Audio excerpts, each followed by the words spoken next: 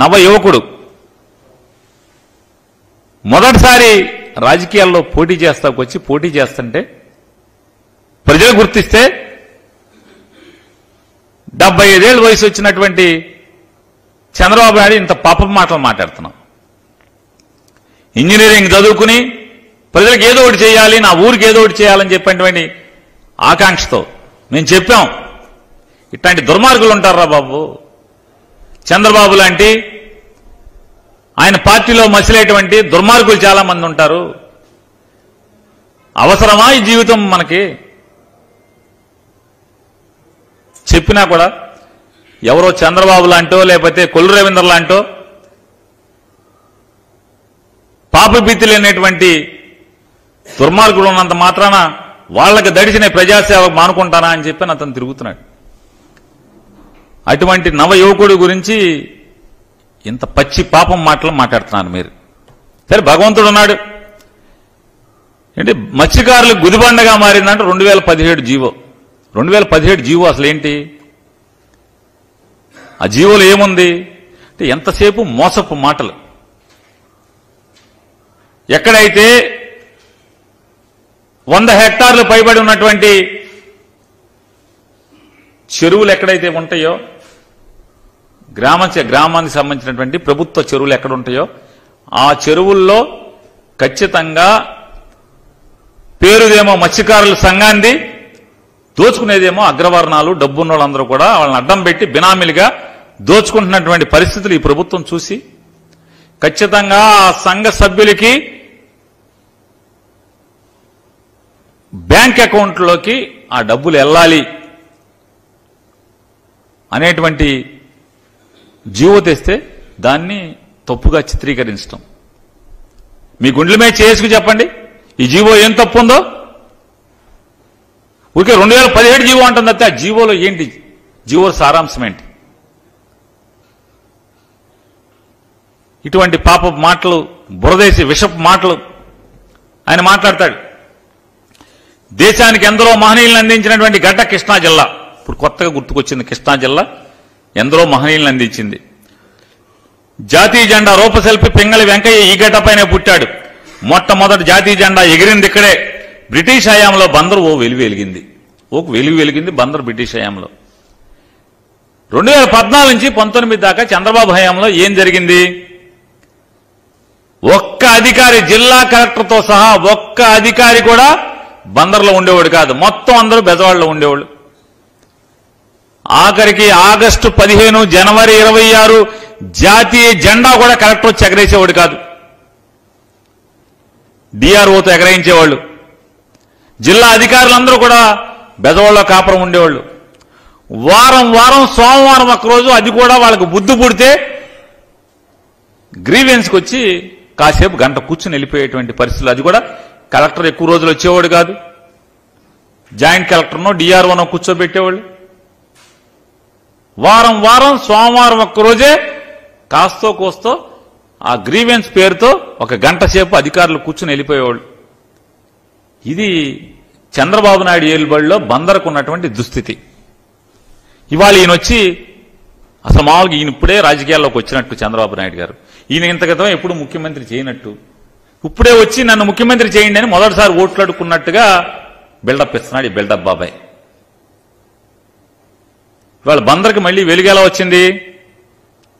2022 సంవత్సరం మార్చి మాసంలో ఈ రాష్ట్ర ముఖ్యమంత్రి వైఎస్ఆర్ కాంగ్రెస్ పార్టీ అధ్యక్షుడు జగన్మోహన్ రెడ్డి గారు తన ఎన్నికల మేనిఫెస్టోలో ఇచ్చినటువంటి హామీని అమలు చేస్తూ కృష్ణా జిల్లా బెజవాడ క్రీనీడలో ఎలా అయితే మసకబారిపోయిందో, బందరు చరిత్ర గతమెంతో ఘనమైనటువంటి బందరు చరిత్ర బెజవాడ క్రీనీడలో ఎలా మసకమారిపోయిందో ఆ మసక తుడిచేయటానికి బెజవాడని సపరేట్ జిల్లాగా, ఎన్టీఆర్ జిల్లాగా నామకరణం చేస్తూ బందరు పార్లమెంట్ పరిధిలో ఉన్నటువంటి 7 అసెంబ్లీ నియోజకవర్గాలని కలిసి పాత కృష్ణా జిల్లాగా ఏర్పాటు చేయటం వల్ల మళ్లీ బందర్కి పూర్వ వైభవం తీసుకొచ్చినాడు ఎవడయా అంటే సత్తా ఉన్నాడు జగన్మోహన్ రెడ్డి గారు. 2014 నుంచి 19 దాకా, లేదా 2004కు ముందు మీరు ముఖ్యమంత్రి చేశారు కదా, బందరు గురించి ఎందుకు పట్టించుకోలేదు? ఇవాళ మీరు పెంగళ వెంకయ్య గారిని తీస్తారు, జాతీయ జెండా గురించి చెప్తారు. బ్రిటిష్ టైంలో బందరు చరిత్ర ఘనం అంట. మరి నువ్వే కదా నల్లదొర పరిపాలించావు 14 ఏళ్లు. నీ ఏలుబడులు ఏమైపోయింది? ఇవాళ ఇటువంటి బొంకు మాటలు మాట్లాడాడు ఆయన. ఈ బొంకు మాటలు కాక ఏంటది? ఇవాళ ఆయన మాట్లాడుతూ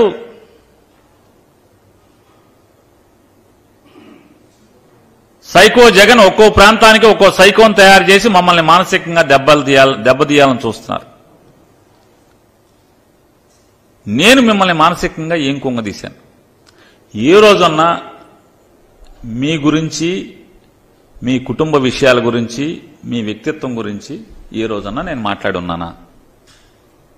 సవాల్ చేస్తాను చంద్రబాబు నాయుడు గారిని. ఎప్పుడన్నా మీ వ్యక్తిత్వాన్ని హననం చేసేట్టు, మీ రాజకీయ జీవితం గురించి తప్పితే, మీరు తీసుకున్న నిర్ణయాల గురించి తప్పితే, మీరు మాట్లాడినటువంటి అసత్యాల గురించి తప్పితే నేను ఎప్పుడన్నా మిమ్మల్ని కించపరుస్తూ నేను మాట్లాడాను?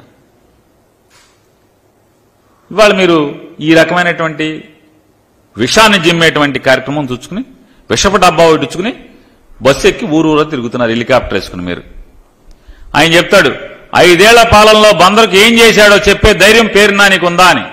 ఎస్, దమ్ముంది, ధైర్యం ఉంది.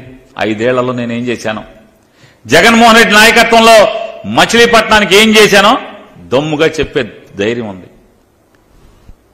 కృష్ణా జిల్లాకి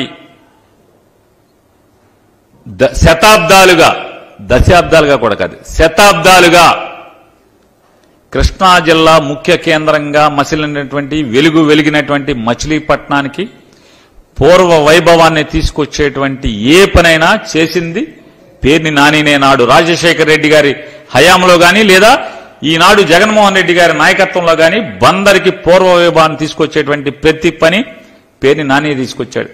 కృష్ణా యూనివర్సిటీని మచిలీపట్నంలో స్థాపించటానికి గాని పేర్ని నాని కారణం. నాడు రాజశేఖర రెడ్డి గారు ఉన్నప్పుడు మచిలీపట్నంలో ప్రభుత్వ పాలిటెక్నిక్ కాలేజీని స్థాపించడానికి పేర్ని నానినే కారణం. మచిలీపట్నంలో నర్సింగ్ కాలేజీ, ప్రభుత్వ నర్సింగ్ కాలేజీ ఏర్పాటుకి పేర్ని నానినే కారణం. మచిలీపట్నంలో పోర్టు ఆలోచన చేసి, పోర్టు నిర్మాణం చేయాలని ఆలోచన చేసి, ఆలోచనని కార్యరూపం దాల్చేలాగా తయారు చేసి ఇవాళ జగన్మోహన్ రెడ్డి గారి నాయకత్వంలో ఆ పోర్టుని శరవేగంగా పనులు పరిగెత్తిచ్చేలాగా చేస్తున్నది కూడా పేర్ని నానినే.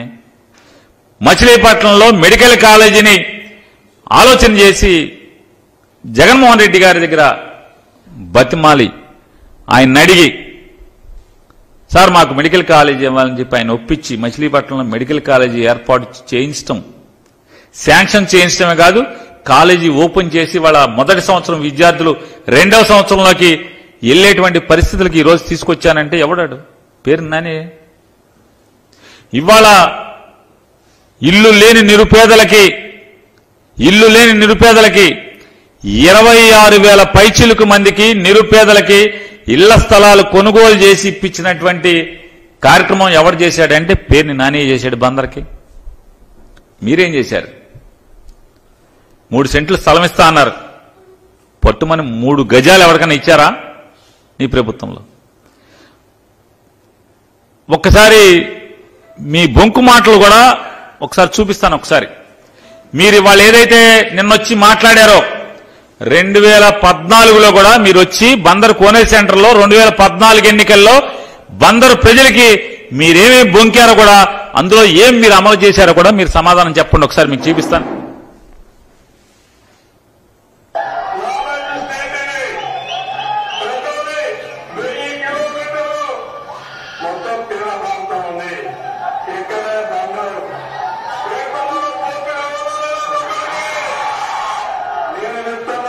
పోర్టు కావాలా వద్దా తమ్ముళ్ళు?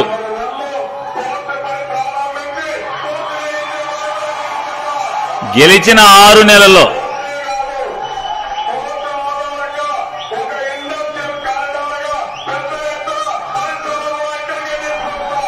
బందరికి పరిశ్రమలు కూడా తెస్తాడు.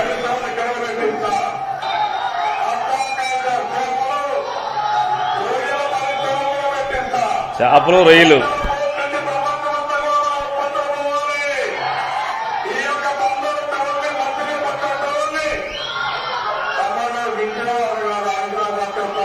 బెజవాడ కాదు, హైదరాబాద్ తో సమానంగా చేస్తా.